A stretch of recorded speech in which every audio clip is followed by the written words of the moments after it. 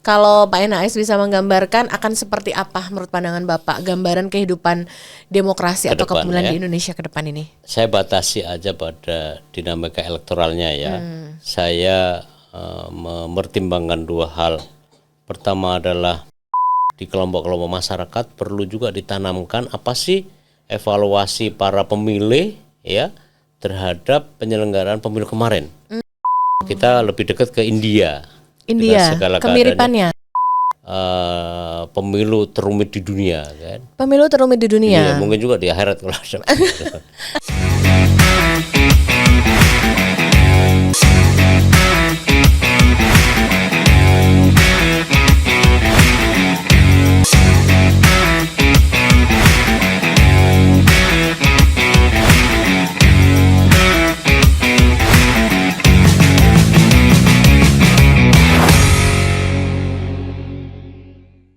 Halo teman pemilih, terima kasih ya sudah selalu setia di kanal YouTube Komisi Pemilihan Umum Republik Indonesia.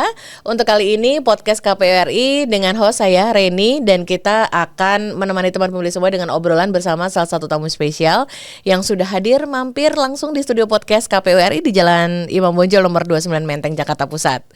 Seseorang yang semua teman pemilih pasti sudah mengenali beliau karena beliau juga bukan orang biasa dalam tata kelola kepemiluan, dalam penyelenggaraan kepemiluan. Beliau juga salah satu penyelenggara pemilu dan di antara yang lainnya. Mari kita sambut dulu, kita sapa Bapak Nur Hidayat Sardini. Bapak apa kabar? Harusnya heboh. Harus heboh gitu ya. Nanti ada tepuk tangannya gitu ya. Gitu. Menggema juga di sana. Iya. Dr. Nur Hidayat Sardini. S1-nya ada 2 loh itu. Ada SH-nya juga ya. SH juga ada. Jadi FISIP dulu atau SH dulu itu? SH belakangan. SH belakangan. Jadi 2019 saya itu ngajuin kuliah oleh perguruan tinggi di perguruan tinggi. Lalu saya datang ke dekannya, malah rektor juga nimbrung di situ. Lalu ditawari formulir S2 dan S3. Saya bilang saya sudah S2 S3. Yang aku cari S1 di Universitas 17 Agustus Semarang. Untak Semarang. Kelas sore kan. Saya rajin juga. Sudah dokter tapi. Sudah dokter tapi boleh ya kayak begitu ya Pak ya? Kenapa enggak? Kenapa enggak? Kan belajar kan tidak ada akhirnya. Tidak ada akhir. Betul. Ilmu wal minal mahdi lalahdi kan. Iya, betul. Belajarlah dari ayunan sampai ke liang nanti gitu. Kira-kira gitulah. Iya seperti itu. Dan orang nggak nyangka saya sekolah lagi, dan memang saya tekun banget itu sama S1 semua orang. Selesainya di tahun berapa? S1 lagi hukum itu? S1 SH. S1 SH. Kan 2-3 tahun lah, lebih 4 tahun saya selesai. Itu tahun berapa? 2019 sampai 3 tahun setengah berikutnya. 2019 berarti setelah selesai mengampu tugas di DKPP. 2016 saya masuk. Habis pemilu itu masuk. Lalu kena COVID kan, hampir 2 tahun, 1,5 tahun lah. Tapi saya sudah selesaikan karena kan saya ada konversinya. S1 itu ada tanya, kenapa SH? Iya, kenapa SH? Saya itu kan mengembangkan studi-studi terkait dengan the electoral justice system. Rasanya kalau nggak SH kurang marem gitu. Kurang marem itu kurang puas, kurang mantep gitu, kurang teman lengkap pemilih. Lah. Walaupun tetap aja sama. Karena studi itu ternyata memang separuh dari studi kita tentang pemilu lebih banyak ke urusan-urusan begitu. Kendati pun saya bisa, jadi ada pepatah kan, kita bisa karena Allah biasa kan. Nah saya udah pahami itu, tetapi ya perlulah ditambahin supaya mahasiswa tata kelola pemilu juga yakin bahwa dosennya menguasai dan ahli di bidang penegakan hukum pemilu lah, sistem keadilan pemilu. Kita kan, kami Undip kan ada kerjasama juga. Betul, dengan satu KPU. dari 12 perguruan tinggi di Indonesia.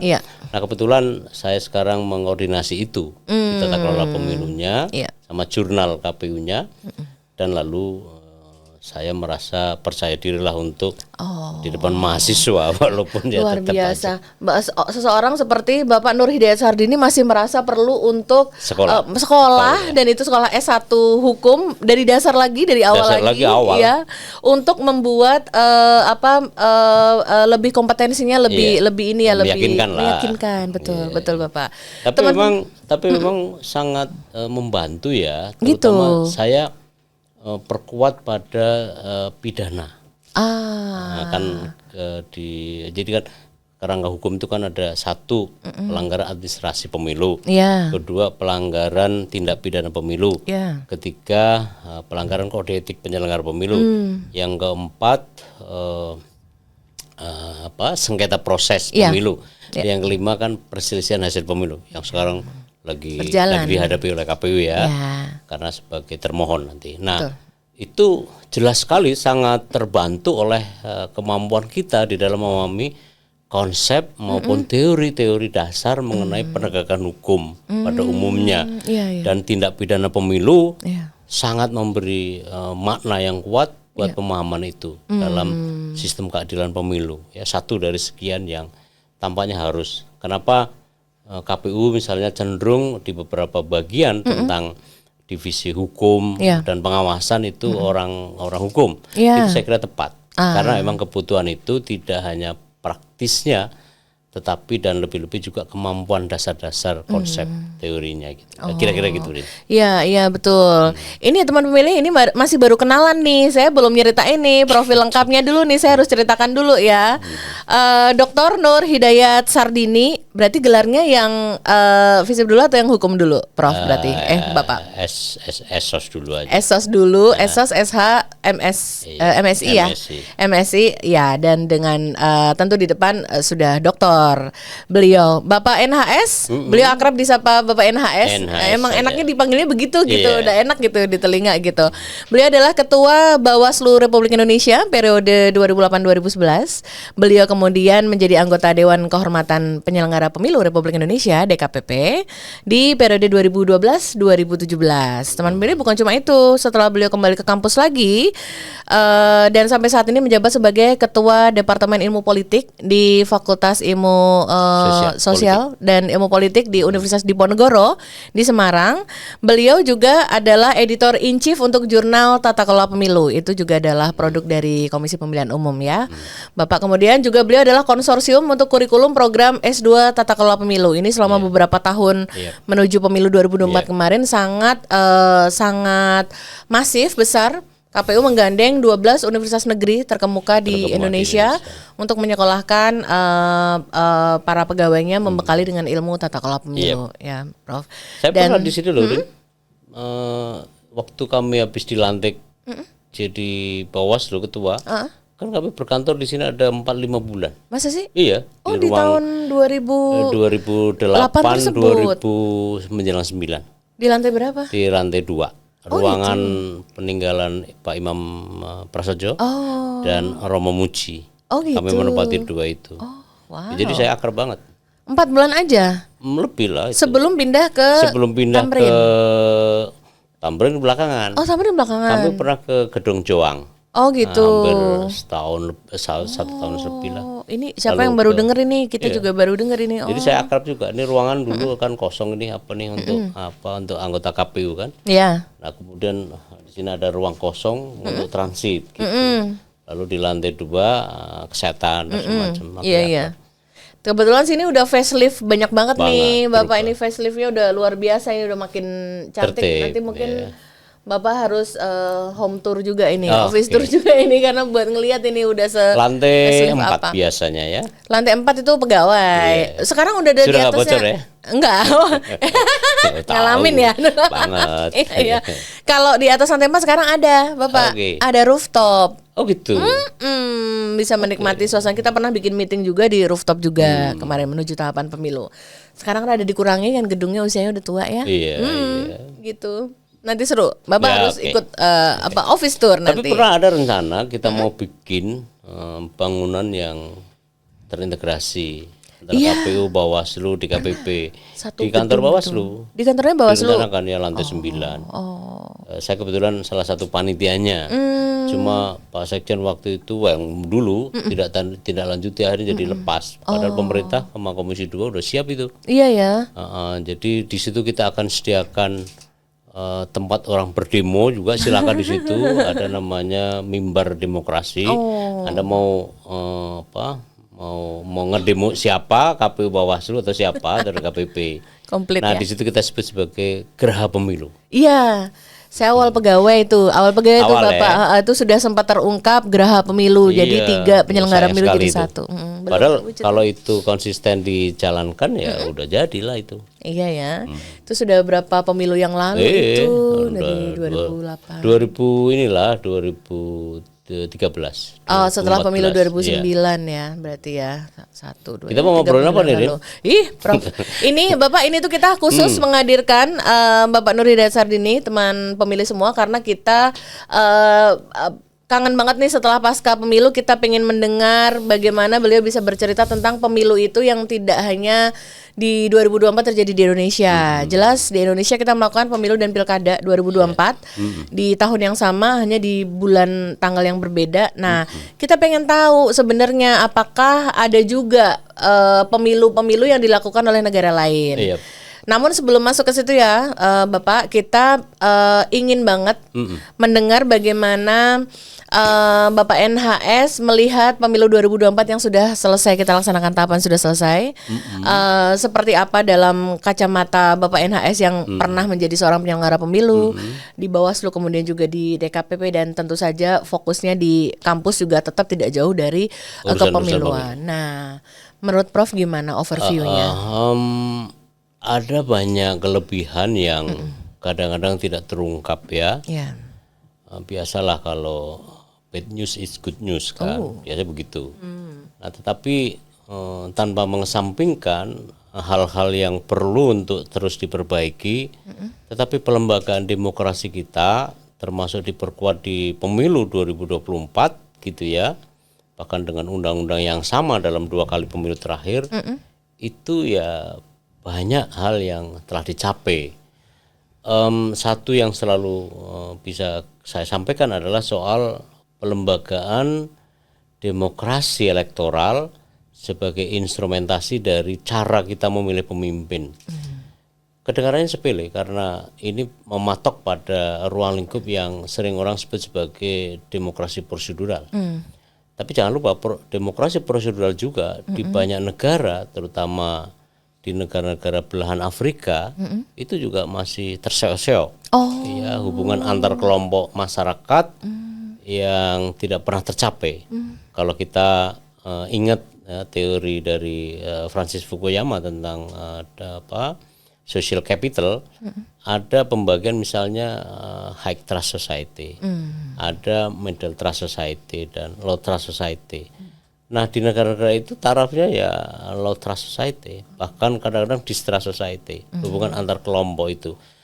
Bagaimana Indonesia? Kalau Alvin Toffler itu kan membagi beberapa fase masyarakat, taraf yang paling tinggi pada industri, ya, pada informasi, pada industri, dan pada agraris ya. Nah, kita ada sebagian masyarakat kita yang seperti di segitiga emas kita. Ada yang sudah startup dengan di Singapura, bahkan di Wall Street di Amerika misalnya. Tetapi ada juga sebagian di antara kita yang masih hidup sederhana. Nah, tetapi titik temunya ada misalnya pada masyarakat di Jawa yang dalam banyak hal, saya terus saja meminta maaf kalau membuat ukuran ini. Tetapi pada hal-hal yang dapat kita banggakan itu sudah ada, sudah tercapai gitu ya. Nah, kitalah misalnya penyelenggara pemilu dengan segala keadaannya, KPU ya telah melaksanakan dengan baik. Ada kekurangan, sebagaimana juga kita melihat produk-produk dari lembaga penegak hukum, ya ada yang diperkarakan dan seterusnya, bahkan oleh DKPP. Tetapi itu tidak mengesampingkan, tidak meluruhkan terhadap seluruh hal mengenai prestasi yang dicapai. Pemilu kita bahkan pernah dipuji oleh almarhum Pak Jimmy Carter yang belum lama meninggal ya lewat Charter Centernya bahwa pemilu kita pemilu yang lumayan besar, lumayan baik ya, yang pernah diselenggarakan pemilu terumit di dunia kan. Pemilu terumit di dunia. Iya, mungkin juga di akhirat kalau Nah itu itu yang kita harus syukuri. Iya, betul. Ada kekurangan memang ya dalam soal-soal belum naik kelasnya kita dalam beberapa aspek. Kita masih melihat ada beberapa item yang kayaknya terseo-seo.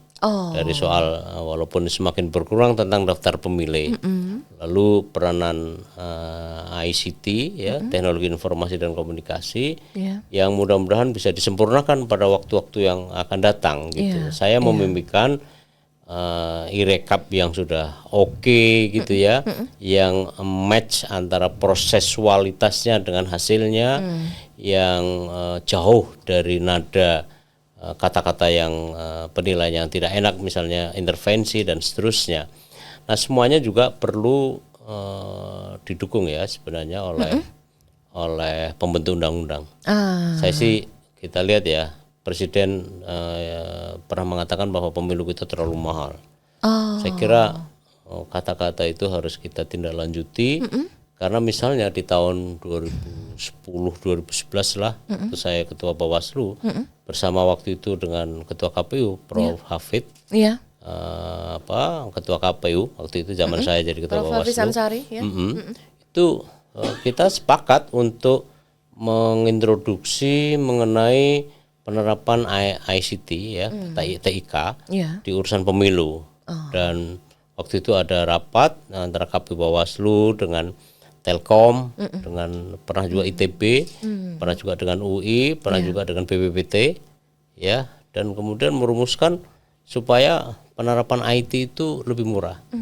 Kita tahurin bahwa 64% uang anggaran pemilu kita untuk tenaga dari hulu sampai ke hilir ya tenaga apa itu namanya ad hoc nggak perlu ad hoc terutama itu kan sebenarnya kalau mampu kita atasi dengan baik maka kemudian akan mengurangi derajat itu.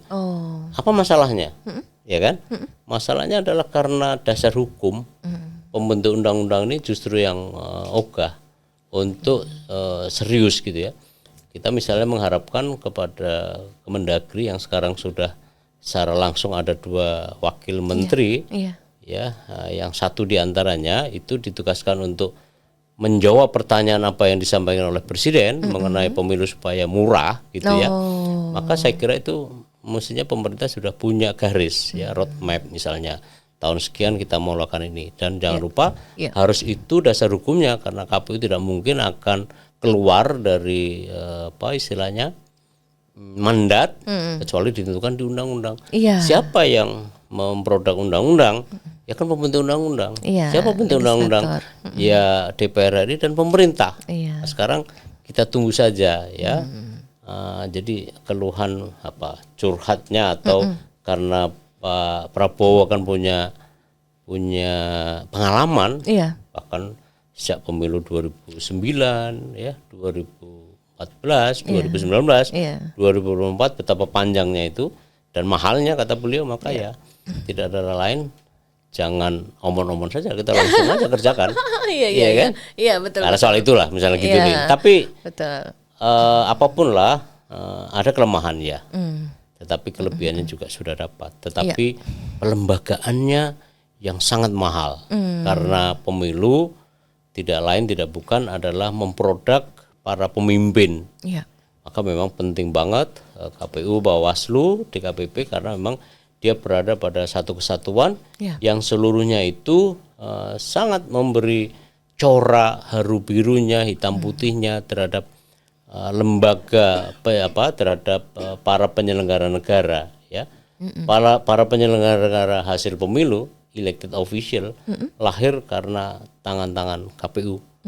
Diawasi oleh Bawaslu, diawasi juga oleh DKPP gitu, kira-kira gitulah. Tiga tapi satu ini, 3 lembaga dalam satu rangkaian dalam penyelenggaraan pemilu ini. Prof, tadi salah satu statement Pak NHS ini kan sudah menyebutkan pemilu di Indonesia consider to be salah satu pemilu yang paling rumit di seluruh dunia. Itu masih dilegitimasi seperti itu di tahun 2024 kemarin ya, Bapak ya?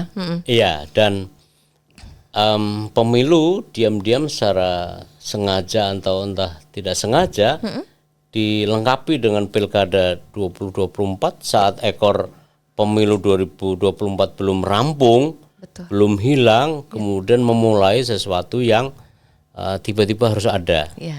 Saya kemarin melihat mentalitas kita itu masih pada di 2024 pemilu.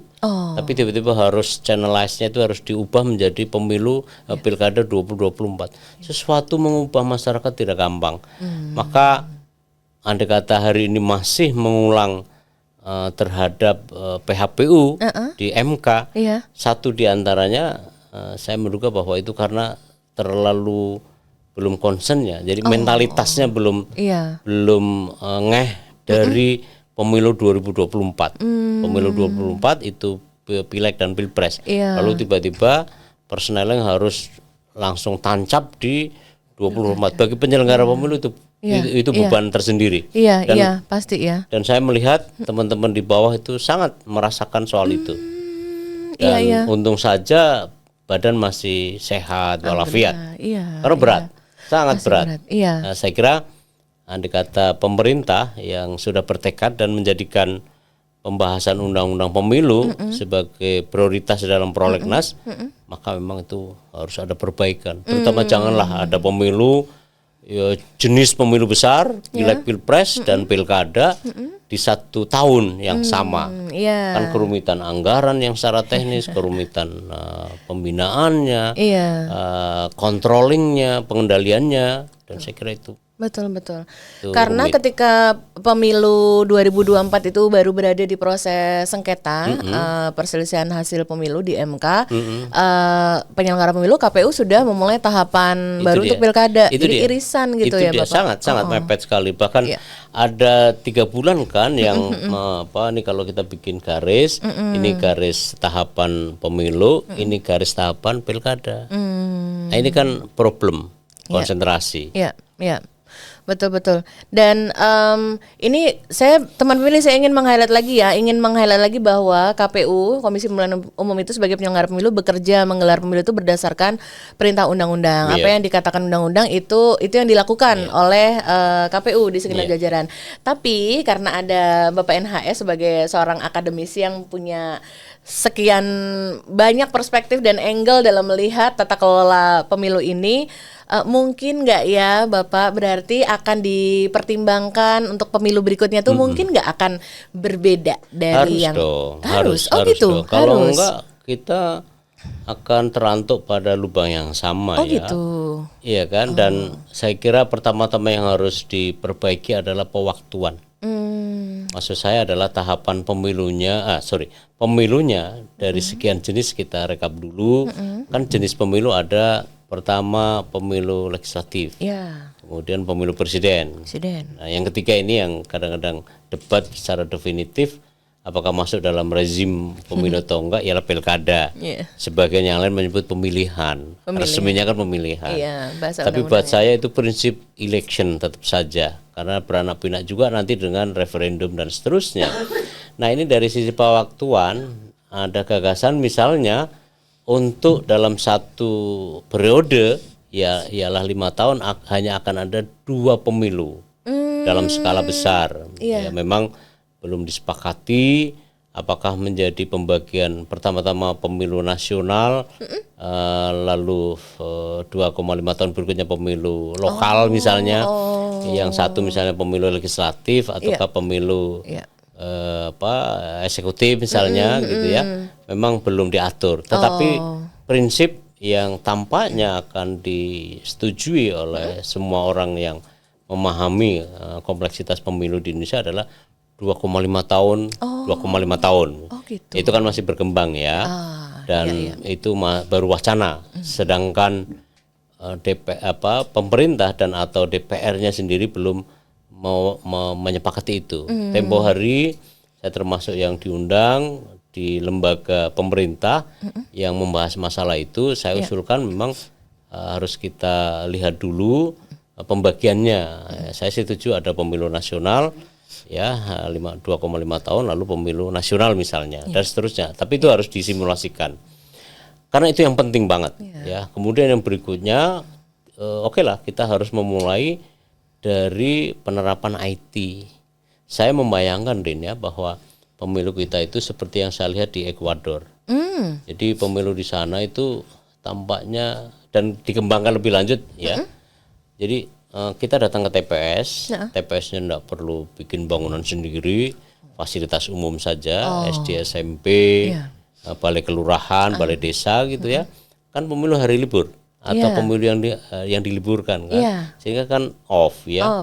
Lalu kita bawa KTP, tunjukkan kepada petugas KPPS, KPPS-nya pun bila perlu kan cuma 3. Lalu kemudian memang kita harus pakai isian kayak kita UMPTN dulu kan, ngisi gitu ya.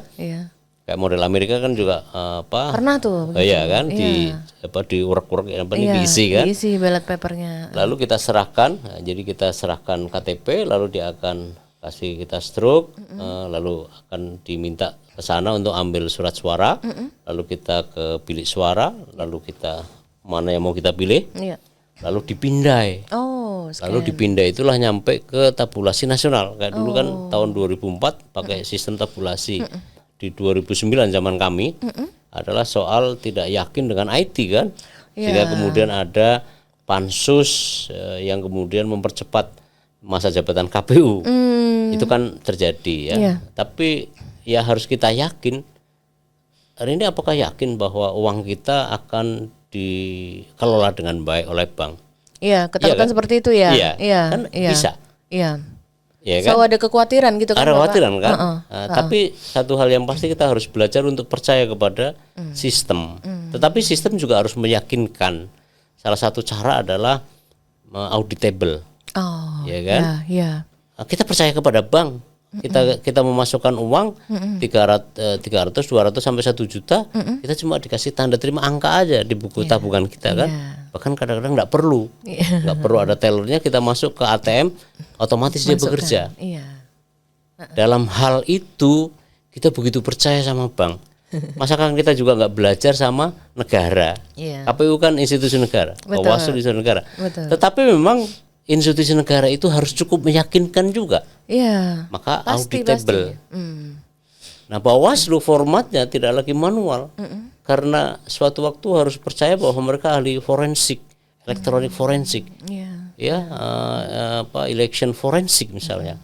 Saya sedang demen banget lagi mengkaji soal electoral forensik. Karena apa? Kita harus mencapai ke sana.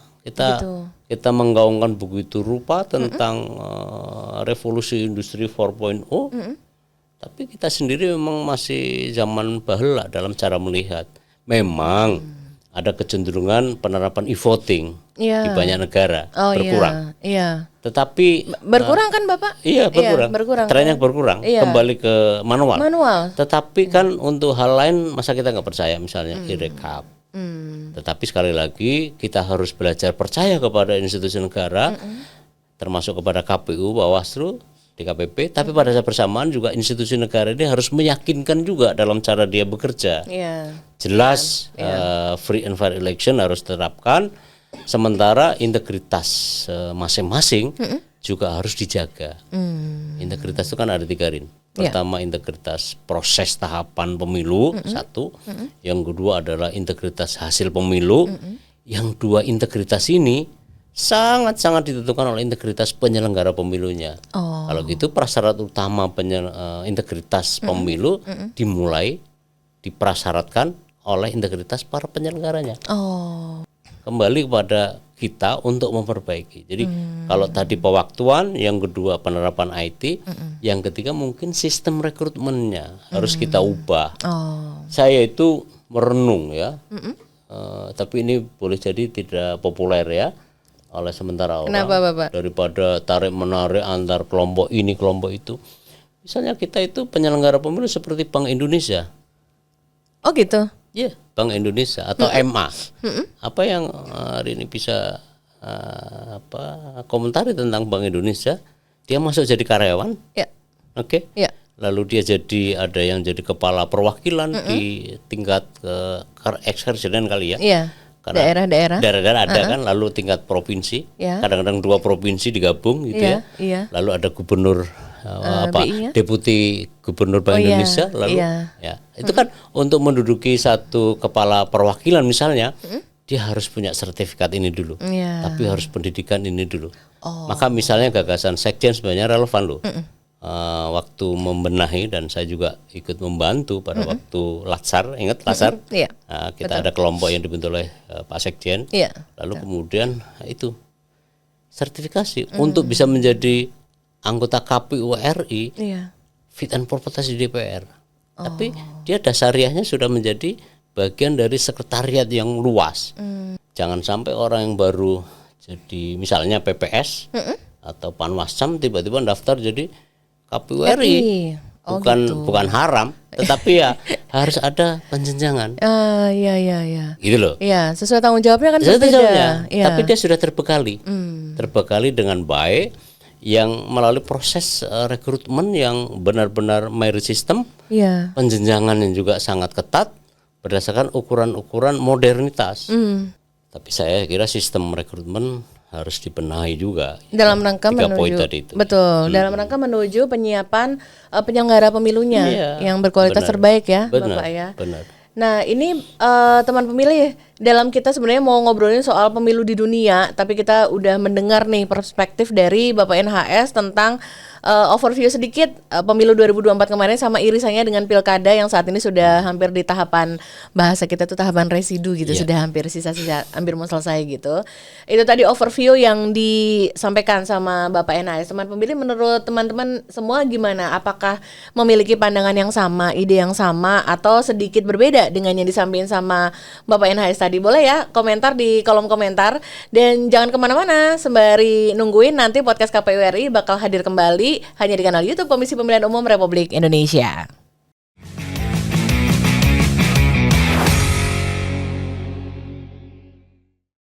Teman pemilih, terima kasih banyak masih selalu setia di podcast KPU RI untuk kanal YouTube Komisi Pemilihan Umum Republik Indonesia.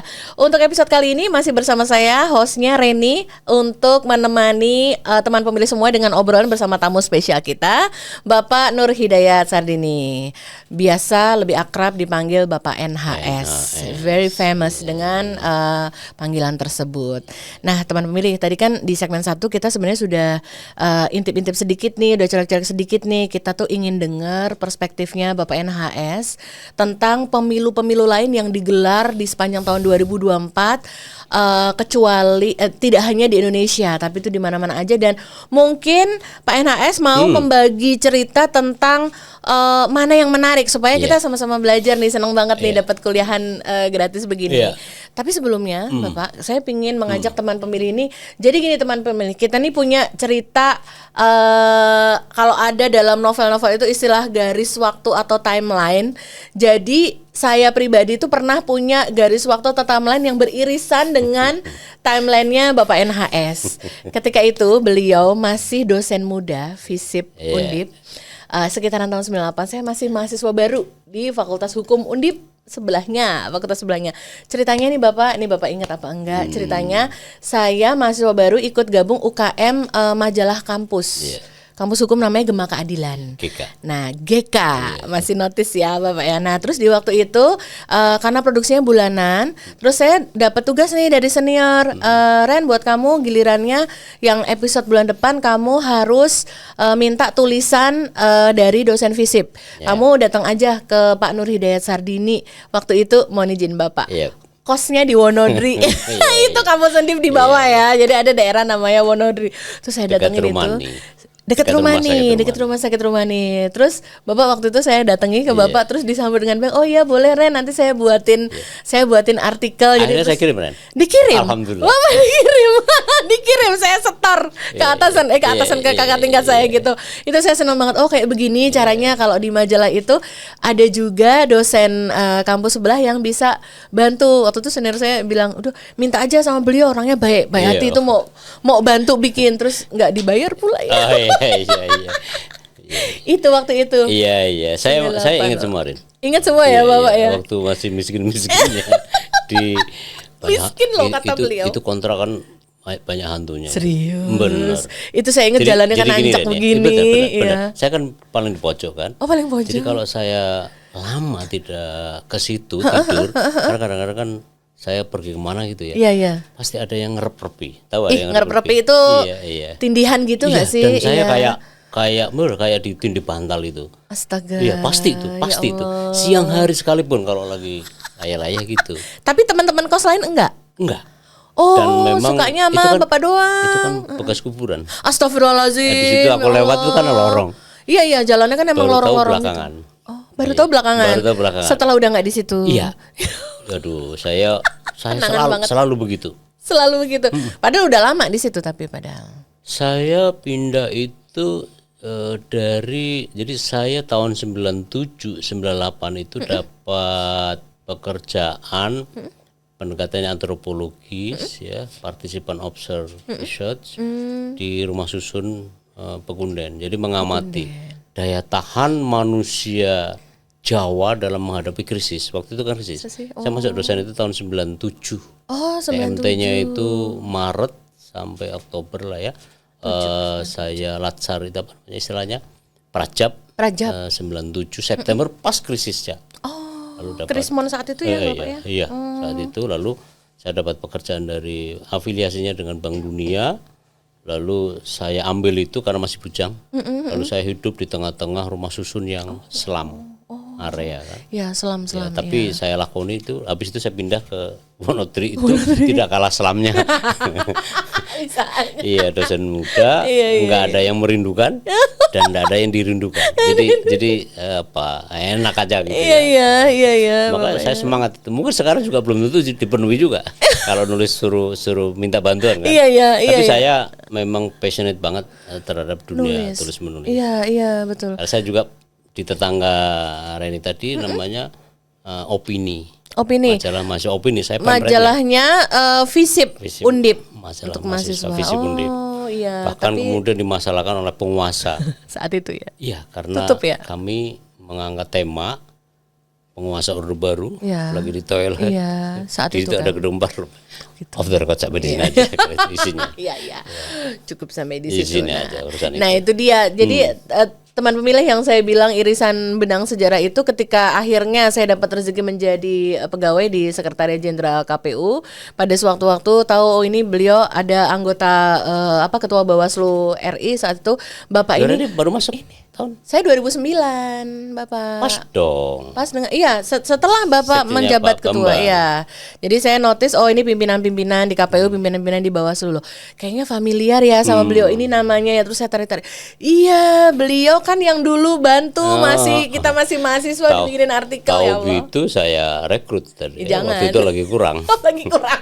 Kan bisa bilang Pak Sekjen, Pak Bambang waktu itu. Oh iya, waktu itu saya dekat banget sama beliau. Betul Bapak. Tapi alhamdulillah saya di sini, Bapak. Oke. Ya, itu teman pemilih. Apakah teman pemilih juga punya sejarah-sejarah irisan masa lalu ketika teman pemilih bertemu dengan kolega saat ini ternyata pernah punya urusan atau pernah dibantu dalam hal-hal tugas-tugasnya dulu. Nah, ini salah satunya contohnya saya bersama Bapak NHS ya. Itu menyenangkan sekali Bapak, itu selalu jadi cerita yang seru banget. Saya selalu menceritakan itu berulang-ulang. Nah, kita akan masuk lagi ke obrolan awal tadi, Bapak. Jadi ternyata kalau kita lihat nih, coba googling, kita cari di mesin pencari itu, negara mana saja sih yang melakukan pemilu? Ada beberapa jenisnya, entah dia pemilu nasional atau pemilu lokal gitu ya Bapak, selama 2024. Dan ternyata hasilnya cukup banyak. Kalau yang dapat kami cari angka terbanyak itu ada 62. Iya, 62. Bapak. Nah, coba Bapak kita ajak dulu teman pemilih untuk melihat daftarnya. Ini dia.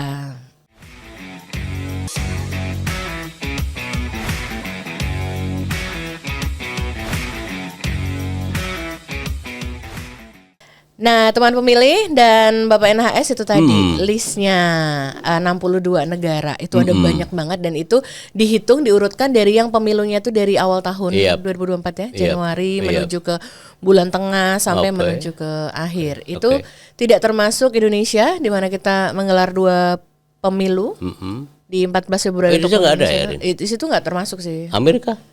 Amerika ada. Masuk, iya pasti. masuk di 5 November ya 5 November, dia. Betul-betul. Nah, Prof kira-kira pengen meng-highlight, Bapak NAS pengen meng-highlight nggak pemilu-pemilu yang semua ini tadi kita saksikan bareng tadi yang cukup menarik untuk dari semua data ini Ren, hanya sedikit yang 100 juta populasinya. Ya kan kita bisa lihat Buton ya 0,79 termasuk kecil, Taiwan, Komoro ya 0,8, Tuvalu 0,1 bahkan ya, Finland 5, dan sedikit ya penduduknya. Kita kan berapa populasi pemilih kita berapa? Saja? Kalau pemilih ada di 300-an. 273 lah. Kita lihat ini aja infografiknya ini Bapak. Nah ini dia ada infografik resmi DPT-nya kita. Dan kita kan pernah dijuluki sebagai pemilu dengan populasi terbesar setelah Amerika dan India. Ya, Cina nggak ada demokrasinya, kita nggak hitung. Lalu kita pemilu ketiga ya, itu aja udah besar. Kalau tidak salah election hard time itu ada di India. India itu kalau tidak salah sekali nanti kita bisa googling 800 juta. Tapi pemilunya kan tidak dalam satu hari. Ada beberapa tahapan bulan-bulan, minggu-minggu gitu ya. Nah kita terbesar. Nah kalau ditanyakan, mana yang layak untuk di highlight, saya ingin cerita saja beberapa negara sudah pernah ya dari 5 benua itu yang pernah saya datangi. Tapi kita selalu tidak akan melewatkan tentang pemilu di Amerika. Saya pernah 2 kali di sana pada hari H. Yang terakhir itu tahun 2016 waktu Trump itu jadi terpilih. Walaupun kita tahu bahwa sistem pemilu di Amerika itu tidak secara langsung sebenarnya, karena dikenal melalui mekanisme yang disebut sebagai electoral college. Jadi setiap negara bagian itu tergantung proporsinya itu berapa elektor yang dipilih berdasarkan alokasi jumlah populasi, lalu dikonversi menjadi jumlah elektor. Nah, yang paling saya tahu adalah di negara bagian California karena di itu populasinya paling besar. Kalau nggak salah ada 15 ya. Lalu sana ada sistem winner the take all ya. Semua mengambil semua. Di alokasi itu misalnya akan memihak kepada pemenangnya, lalu kumulasikan. Nah di Amerika pemilu yang paling menarik menurut saya karena pemilu di sana sekaligus juga kadang-kadang dipenuhi juga kalau ada pemilihan presiden ya, lalu ada pemilihan DPR House of Representatives, kemudian juga Senat ya. Lalu Senat kan tidak ada yang tidak serentak, ada sepertiga yang tidak serentak.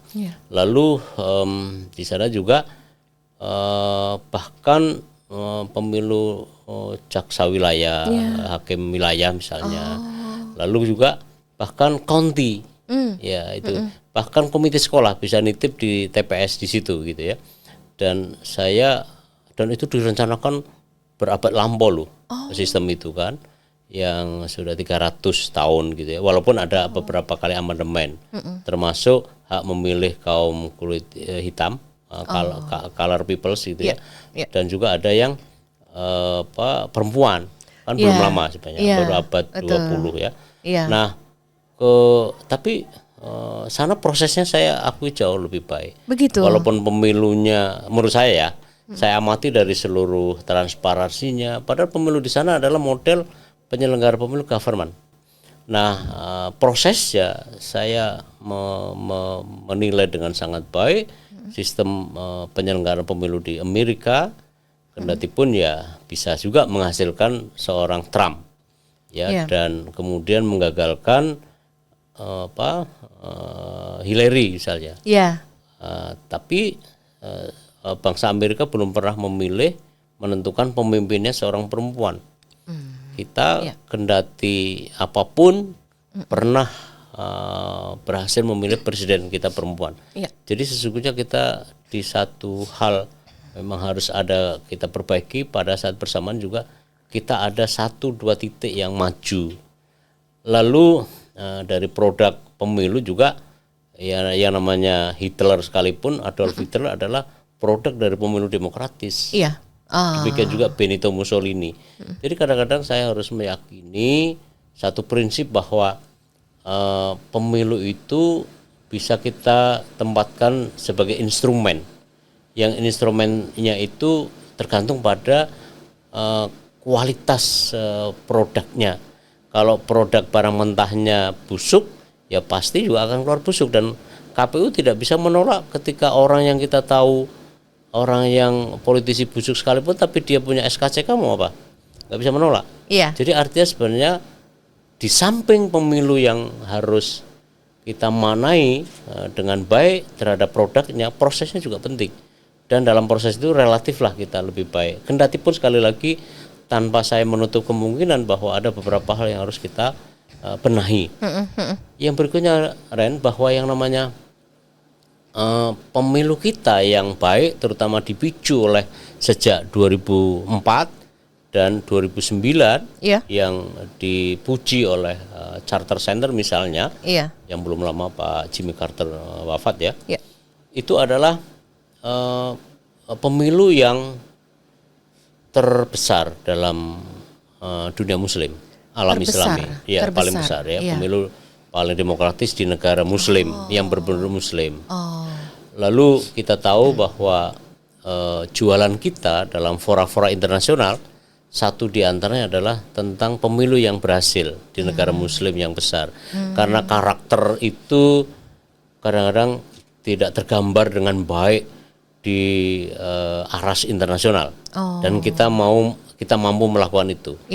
Kementerian Luar Negeri kita, terutama sejak Pak Hasan Wirayuda, itu sebagai salah satu jualan kita di fora-fora internasional.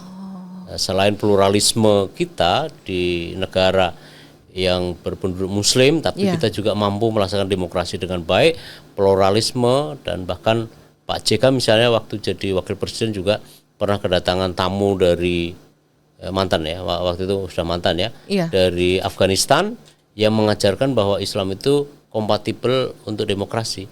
Nah, itu yang ditunjukkan oleh hasil pemilu kita, proses dan hasil pemilu kita. Di saat kita baru melepaskan dari otoritarianisme yang waktu itu sangat penting banget, dan kita mampu menjawab itu dengan baik. Dan saya ikut senang karena misalnya di Ekuador pernah saya sama tim dari KPU, Bawaslu, DKPP juga waktu itu yang merasa tersanjung karena dunia internasional membahas soal cerita sukses Indonesia dalam menerapkan demokrasi. Begitu? Sangat. Wow. Ya, dan kami ada kelompok kerja waktu itu yang membagikan cerita itu, dan karena mereka meminta kita untuk bercerita. Kita masih tegap dengan baik dibandingkan dengan Singapura, dibandingkan dan Malaysia waktu itu ada kasus di internal mereka. Lalu apalagi di Cina gitu ya. Chinese itu, negara Cina itu saya kira dia maju tetapi tidak demokratis gitu ya. Kita lebih dekat ke India. Kemiripannya, pluralisme, jumlah populasi baik pemilih maupun penduduknya besar, kemudian keberagamannya, hubungan antara kelompok masyarakat, walaupun kita jauh lebih baik daripada India, karena India kan sentimen komunalisme juga menguat ya, di bawah Modi kan, betul. Perdana Menteri ini yang ekstrem kanan. Nah, kita pada tingkat moderasi yang lebih baik, dan saya termasuk yang bersyukur bahwa kita oleh para pendiri Republik ini diwarisi negara berdasarkan Pancasila dan berbasis pada Bhinneka Tunggal Ika, yang itu sangat membuat kita haru kalau disebut di negara lain, dan kita senang mewarisi itu. Makanya kita bersyukur banget hidup di Indonesia, dan kita harus kita rawat. Salah satu yang menarik adalah cocok untuk di-highlight tadi, salah satunya adalah Amerika. Kemudian juga beberapa yang sempat di-highlight sama Pak NHS adalah India, karena punya kemiripan dengan kita Indonesia, walaupun bisa dibilang Indonesia masih tetap lebih di depan ya, Bapak.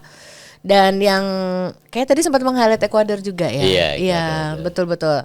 Banyak sekali cerita-cerita tentang pemilu dari berbagai negara dengan segenap dinamika perjuangannya.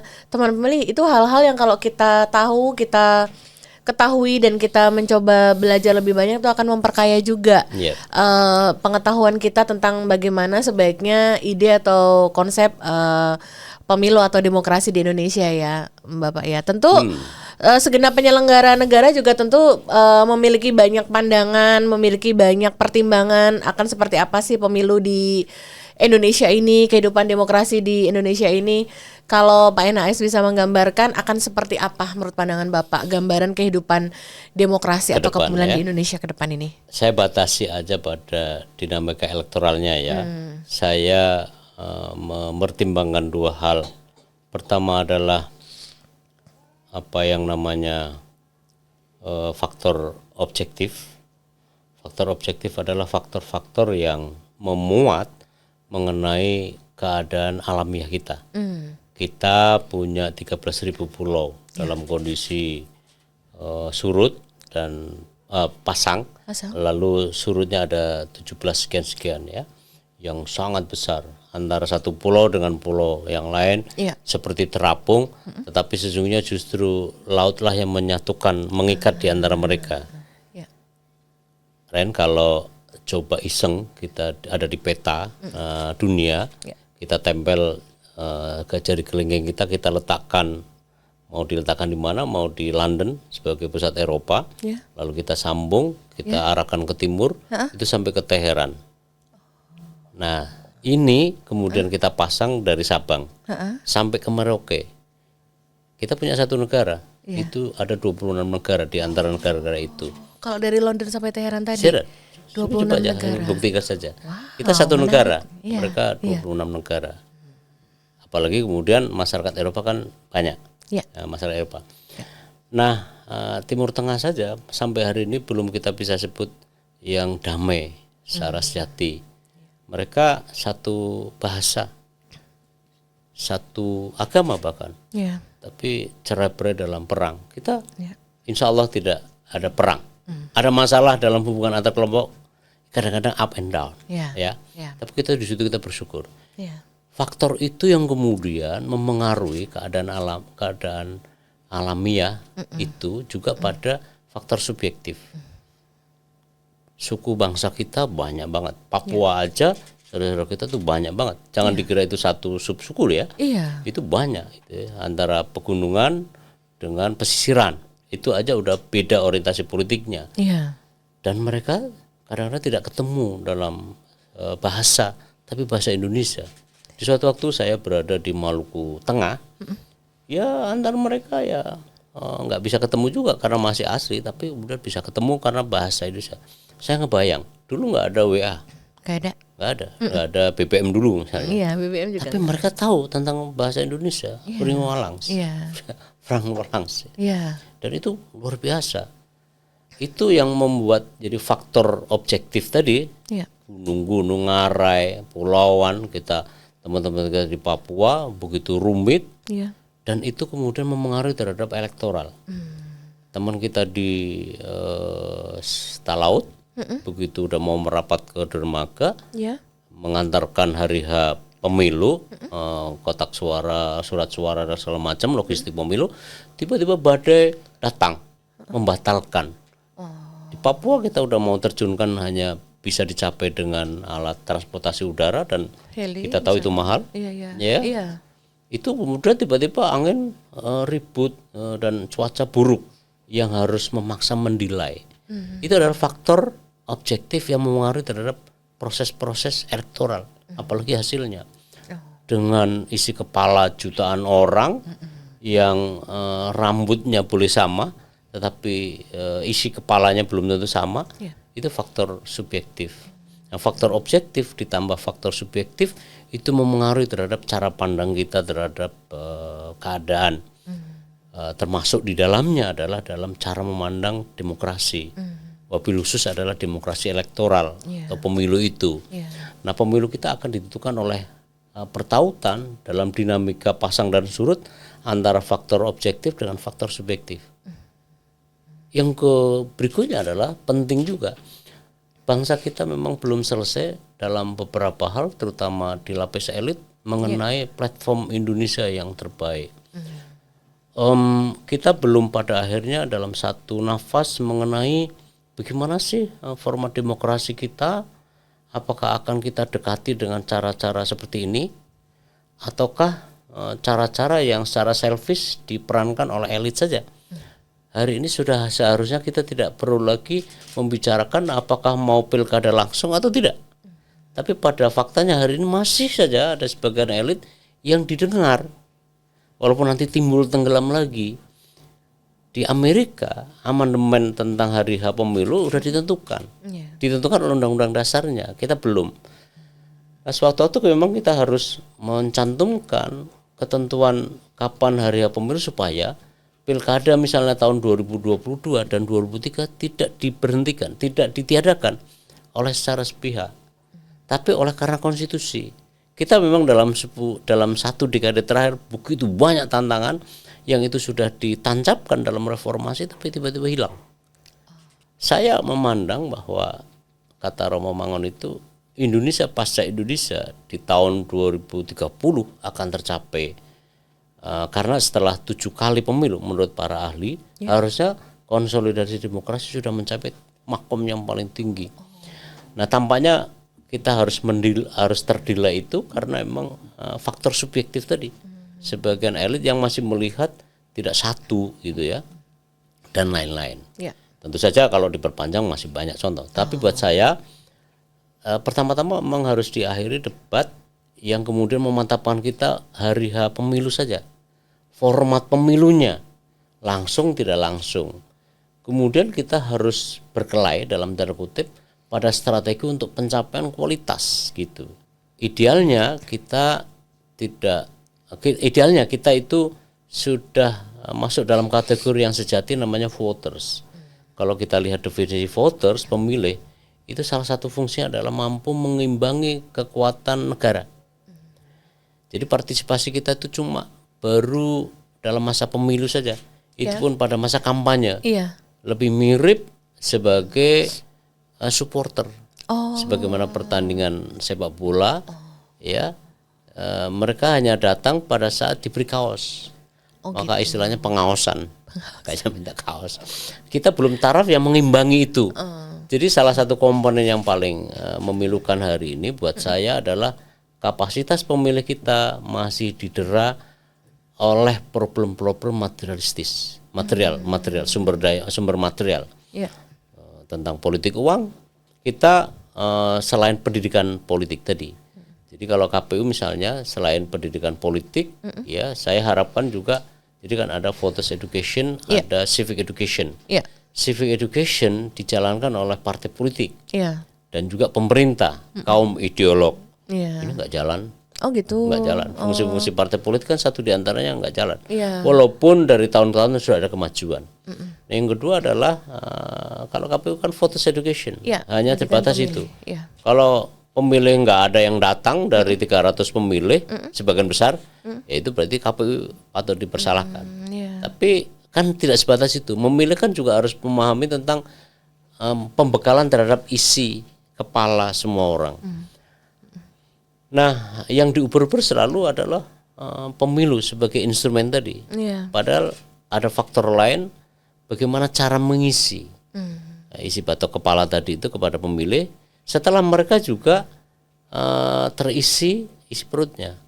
Nah, karena itulah penting pendidikan politik tidak akan mampu secara efektif jika kemudian integritas pemilih di dalam pemilu juga tidak pernah dicas gitu. Nah, kita sedang mengalami proses itu. Karena itulah pemilih kita harus juga dididik. Tugas pemimpin itu mendidik. Justru tidak memberi contoh buruk bagaimana cara memanipulasi pemilih. Nah, sekarang kita sedang mengalami proses-proses itu. Mudah-mudahan dalam 1-2 periode ke depan kita akan tuntaskan itu. Tapi pembangunan ekonomi juga tidak kalah pentingnya dalam soal ini gitu. Betul. Bisa panjang lebar ini. Ini sekaligus bisa ini ya, maksudnya ini tercermin nih harapannya Pak NHS terhadap di ke depan itu pemilu dan demokrasi di Indonesia itu akan bisa menjadi lebih baik dengan syarat, dengan kondisi seperti hal yang tadi disebutkan. Sekaligus ini menggiring kita nih teman pemilih pada kita ingin dengar nih pendapat Pak NHS bahwa kalau misalnya di masa setelah pemilu orang nih sering nanya-nanya KPU kalau nggak pemilu ngapain gitu kan. Nah, udah jelas kan kalau di ini untuk kesekian kalinya kita kembali mengingatkan teman pemilih bahwa KPU di masa selesainya pemilu pilkada masih ada hal-hal yang harus dilakukan secara kontinu, yaitu pemutakhiran data pemilih berkelanjutan, kemudian adalah pendidikan pemilih seperti tadi di-highlight sama Pak NHS, dan yang ketiga tadi adalah PAW ya. PAW. Nah, selain 3 hal itu ada hal lain lagi nggak sih Bapak yang perlu menjadi perhatian KPU? Itu tadi ya, mendingan kan tadi saya membagi 2 ya. Kalau secara konsepsional civic education dan voters education. Civic education penting untuk dilakukan juga. Saya kira KPU dengan jaringan yang sangat luas dari hulu, dari Membonjol ini sampai ke TPS, punya aparatnya. Paling kurang di masa setelah kekosongan pemilu, vacuum of elections period, itu bisa diberdayakan untuk membantu tentang civic education. Misalnya di kelompok-kelompok masyarakat perlu juga ditanamkan apa sih evaluasi para pemilih ya terhadap penyelenggaraan pemilu kemarin. Dari sisi misalnya janji-janji, komitmen yang sudah diterapkan, yang sudah diucapkan pada masa kampanye, apakah juga kemudian akan dilaksanakan. Saya pernah melakukan pembinaan di 2 provinsi, Jawa Tengah sama Riau, mengenai penagihan terhadap janji-janji. Jadi pemilih kadang-kadang harus bersikap material juga, trade off juga dalam arti positif. Kalau Bapak Ibu semua mampu memperjuangkan terhadap lapangan sepak bola di sini, saya akan memilih kepada Bapak. Tetapi kepada semua orang. Lalu janji itu kemudian dipasang sebagai piagam di sudut RT, RW. Jembatan ini belum jadi, apa komitmen untuk memperjuangkan. Saya akan memilih Bapak. Tapi itu berlaku untuk dapil itu. Lalu saya akan memilih, dan karena itu perjuangkan. Hubungan antara pemilih dengan yang dipilih juga perlu dieratkan. Kalau di Malaysia itu ada recall ya. Saya kira konsep recall juga di Amerika misalnya. Tapi yang paling saya tahu adalah di itu kalau anggota legislatif tidak pernah hadir ke konstituen dan tidak pernah menepati janji, dia bisa ajukan ya, petisi untuk recall. Sistem recall itu yang kemudian memecat dia hasil dari petisi sekian persen pemilih di dapil itu misalnya. Nah karena itu kalau mereka berprinsip material, pemilih juga bisa material, gitu ya. Jadi itu keuntungannya, walaupun itu dari jangka panjang nggak bagus juga, tetapi cara ini untuk mengembalikan karena mereka kan punya dana aspirasi dan seterusnya. Kalau mereka tidak datang ke konstituen, ya kan harus ada sanksi karena mereka difasilitasi oleh keuangan negara kan, baik APBN maupun APBD, tergantung legislatif daerah atau pusat. Nah karena itulah penting. Nah itu semua saya kira kalau KPU diperluas kewenangannya, tugasnya untuk juga mengelola terhadap janji-janji semasa kampanye dan itu menguntungkan kepada publik, kenapa enggak? Tapi tentu saja harus diimbangi dengan berbagai prasyarat yang lain. Lalu berikutnya adalah selain itu kan evaluasi. Jadi kalau kita bagi menurut IDEA tiga tahapan dalam penyelenggaraan pemilu, pra pemilu, kemudian hari H pemilu, on polling day, lalu yang ketiga adalah post election, after polling day. Maka kemudian kita sedang mengisi pasca pemilu ini. Walaupun kita tahu bahwa pengujian terhadap hasil pemilu sedang dilakukan oleh MK hari ini misalnya, oleh hari-hari ini misalnya, yang harus dipenuhi oleh KPU. Tetapi pada saat bersamaan juga ada hal yang harus kita benahi tentang arsip kita, tentang apalah yang kemudian menegaskan bahwa pengelolaan daftar pemilih harus harus mampu menjamin terhadap istilahnya kemenyeluruhan ya, universal suffrage, yang ini dari waktu-waktu belum tuntas. Saya berharap ini dituntaskan dengan misalnya makin berkualitasnya sinkronisasi antara data kependudukan dengan daftar pemilih yang dalam dua pemilu terakhir sudah makin baik. Paling tidak dimulai di 2014, saya paling tahu pada waktu HKM, Husni Kamil Malik almarhum, yang kemudian makin baik. Nah, penerapan terhadap itu semua pada sebagian diantaranya belum sejati, tetapi saya kira itu juga tidak ada salahnya jika itu harus diselesaikan. Tentang pengelolaan daftar pemilih berbasis pada daftar kependudukan. Iya, betul. Begitulah penglihatan saya terhadap apa yang tidak kalah pentingnya bisa dilakukan oleh jajaran KPU pada waktu-waktu setelah pasca hari pemilu atau sekarang ini. Betul. Menyenangkan sekali ya teman pemilih bisa mendengar langsung apa yang menjadi highlight dan pemikiran serta sorotan dari Bapak Nur Hidayat Sardini, seseorang yang begitu memiliki pengaruh dalam tata kelola pemilu, kepemiluan, dan juga tentu saja dalam pelaksanaan pemilu dalam sekian kali pemilu terakhir. Teman pemilih, kita berharap suatu waktu nanti Bapak bisa mampir lagi ke sini dan kita ngobrol lagi, insya Allah, amin. Dan Bapak terima kasih banyak ya sama-sama, sudah berkenan cerita. Iya, sehat selalu dan sukses selalu. Amin. Bapak dan teman pemilih juga terima kasih banyak ya udah mendengarkan obrolan kita. Tadi awal niatnya bilang mau berapa lama Ren gitu. 20 menit lah Bapak gitu. Ternyata kayaknya udah mau 2 jam ini kayaknya. Mudah-mudahan gak bosan ya teman pemilih, soalnya isinya daging semua. Kami berharap teman pemilih selalu mengupdate informasi kepemiluan terkini dari semua kanal-kanal pemberitaan KPU. Salah satunya dari podcast KPU RI yang tayang di YouTube Komisi Pemilihan Umum Republik Indonesia setiap hari Rabu jam 4 sore. Seminggu sekali pasti tayang ya. Terima kasih udah bersama kami dan tentu saja podcast KPU RI terdepan bicara kepemiluan. Sampai ketemu lagi.